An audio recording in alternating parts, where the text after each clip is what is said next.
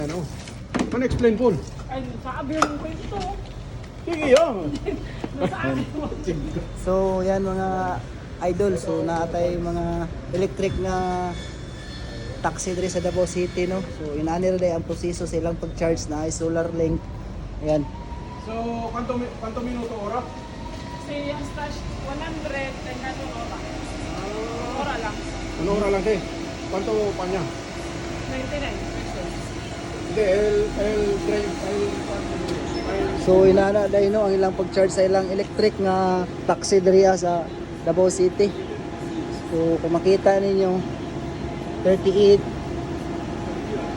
under charging pa siya. So wala na siya gamit gas or unsa dira, automatic na. Wow, nindot kayo. Di ka kakitag aso diri, aso kay electric man eh. Oh? Maligaya. Electric. Tangina. Pagkanindot nga unit. Boss, pwede makita ang sunod? So si Sir Day ang nagmanihuan na yung unit diri sa Davao City.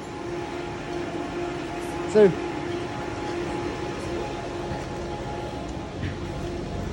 Naka-open sa kuya? Ha? Open. Pwede kasi naka-open sa pag-charge. Grabe, oh. So, nasa kasi yung sports Wow. mode. Pwede sa sports mode.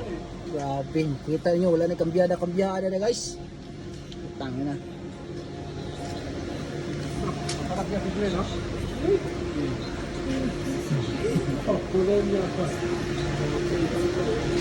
So inana ang tanan jud nga kabuuan sa electric taxi guys. So kung makita ninyo grabe jud improvement ang Davao City mga kadol, no. Grabe katibay, di na nga mo gamit og gas, tubil-tubil. So charge lang siya. Ana. Ang charger.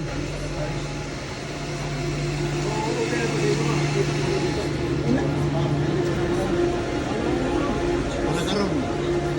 Kamay na lang ako ang kwan. So, nag-charge ko para unya napod. Kaya kung magamay na siya, napanin siya, mag-charge sa po para na po na siya pag-buntag.